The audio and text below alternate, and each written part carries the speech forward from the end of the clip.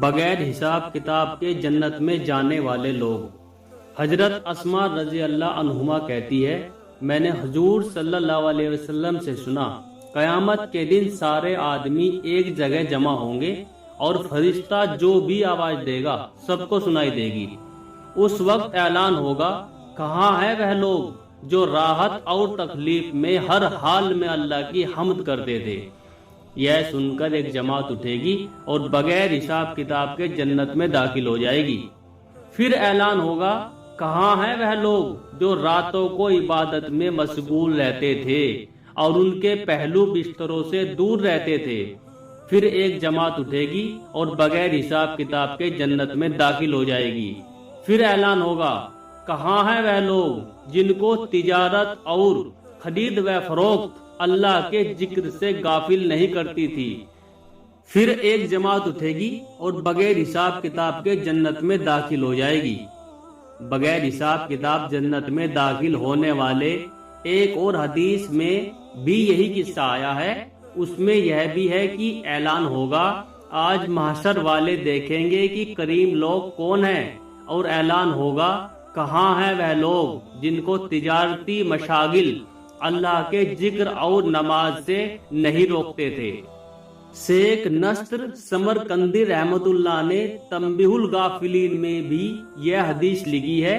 اس کے بعد لکھا ہے کہ جب یہ حضرات بغیر حساب کتاب کے چھوٹ چکے ہوں گے تو جہنم سے ایک لمبی گردن ظاہر ہوگی جو لوگوں کو پھاندتی ہوئی چلی آئے گی۔ اس میں 2 چمکدار آنکھیں ہوگی اور نہایت فنسی زبان ہوگی۔ وہ کہے گی، میں ہر اس شخص پر مسلط ہوں جو متکبر و بد مزاج ہو، اور مجمع میں سے ایسے لوگوں کو اس طرح چن لے گی جیسے کہ جانور دانہ چگتا ہے۔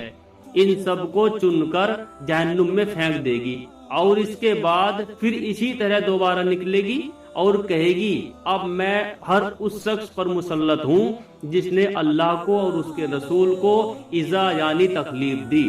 ان لوگوں کو بھی جماعت سے چن کر لے جائے گی۔ اس کے بعد وہ دوبارہ پھر نکلے گی اور اس مرتبہ تصویر والوں کو چن کر لے جائے گی۔ اس کے بعد جب یہ تینوں قسم کے آدمی مجمع سے چھوٹ جائیں گے تو حساب کتاب شروع ہوگا۔ کہتے ہیں کہ پہلے زمانے میں شیطان آدمیوں کو نظر آتا تھا۔ ایک صاحب نے اس سے کہا کہ کوئی ترکیب ایسی بتا دے کہ میں بھی تجھ جیسا ہو جاؤں۔ شیطان نے کہا کہ ایسی فرمائش تو آج تک مجھ سے کسی نے بھی نہیں کی، تجھے اس کی کیا ضرورت پیش آ گئی؟ انہوں نے کہا کہ میرا دل چاہتا ہے۔ شیطان نے کہا، اس کی ترکیب یہ ہے کہ نماز میں سستی کر اور قسمیں کھانے میں ذرا پرواہ نہ کر، جھوٹی سچی ہر طرح کی قسمیں کھایا کر۔ ان صاحب نے کہا کہ میں اللہ سے عہد کرتا ہوں کہ کبھی نماز نہ چھوڑوں گا اور کبھی قسم نہ کھاؤں گا۔ شیطان نے کہا کہ تیرے سوا مجھ سے چال کے ساتھ کسی نے کچھ نہیں لیا۔ میں نے بھی عہد کر لیا کہ آدمی کو کبھی نصیحت نہیں کروں گا۔ حضرت ابی فرماتے ہیں کہ حضور صلی اللہ علیہ وسلم نے ارشاد فرمایا، اس امت کو رفعت و عزت اور دین کے فروغ کی بشارت دو، لیکن دین کے کسی کام کو جو شخص دنیا کے واسطے کرے آخرت میں اس کا کوئی حصہ نہیں۔ ایک حدیث میں آیا ہے، حضور اقدس صلی اللہ علیہ وسلم ارشاد فرماتے ہیں کہ میں نے حق تعالی شانہ کی بہترین صورت میں زیارت کی۔ مجھ سے ارشاد ہوا کہ محمد صلی اللہ علیہ وسلم مالائے اعلیٰ والے یعنی فرشتے کس چیز میں جھگڑ رہے ہیں؟ میں نے عرض کیا، مجھے تو علم نہیں۔ تو حق تعالی شانہ نے اپنے دست مبارک میرے سینے پر رکھ دیا، جس کی ٹھنڈک سینے کے اندر تک محسوس ہوئی، اور اس کی برکت سے تمام عالم مجھ پر منصف ہو گیا۔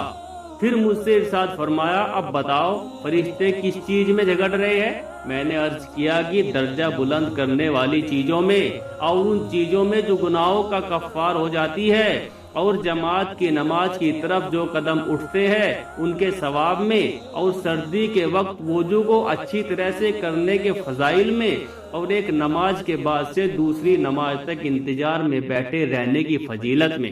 جو شخص ان کا اہتمام کرے گا بہترین حالت میں زندگی گزارے گا اور بہترین حالت میں مرے گا۔